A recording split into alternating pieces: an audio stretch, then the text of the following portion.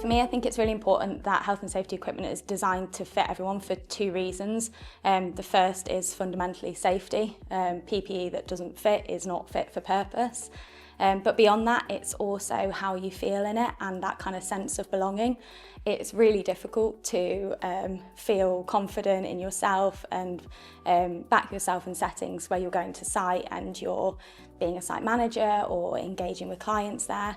If you're in PPE that doesn't fit, the big full length jacket down to your knees, like rolling your sleeves and your trousers up, you don't necessarily feel professional. And I think the message that inclusive PPE can send is that your industry wants you there, they are considering your role in it and making sure there's space for you there. I feel personally more empowered when my PPE fits because I feel I can be both sort of professional as well as safe, and I think it's making sure that everyone has access to that.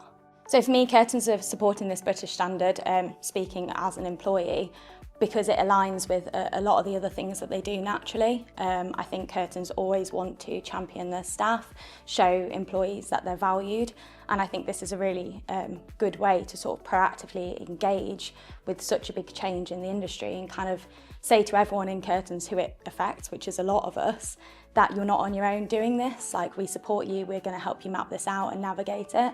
And I think that the second part on that is really driving change in the industry. So this is bigger than any individual or any single company. It's talking about raising the bar for all industries that use PPE in the work setting. And I think Curtins, alongside other organisations, are kind of pioneering, leading the way on that.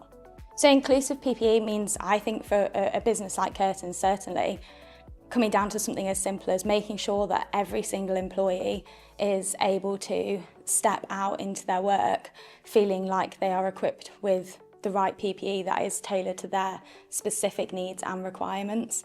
I think it's making sure that when employees leave the office and they go out to an environment that needs PPE, those people feel both comfortable and safe.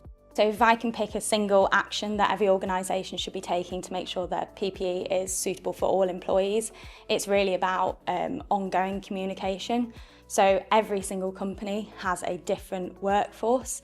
I think in the ever-growing diverse workforce that we have, it's important to acknowledge and sort of accept that this is a continuous process.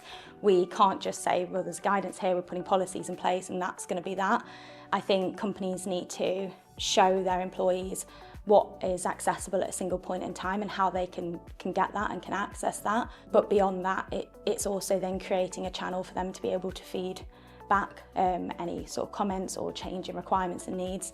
Every individual knows their own needs for specific PPE better than anyone else can, and I think it's companies really empowering those individuals, creating platforms where they can have that communication going, and then also on the other side of that, be very receptive when the feedback does come in.